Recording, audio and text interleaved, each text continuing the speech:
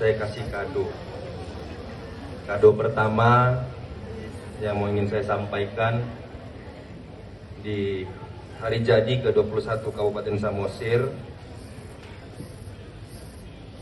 kadonya yaitu mudah-mudahan di ulang tahun ke-21 ini kami pemerintah provinsi akan menyerahkan aset rumah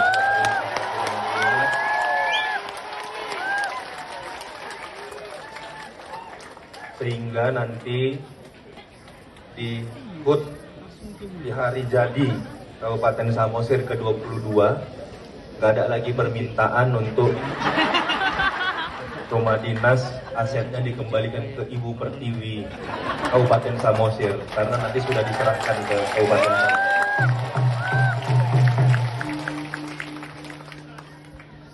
Ini permintaan Pak Ketua DPR, udah permintaan pada saat di Magelang kemarin.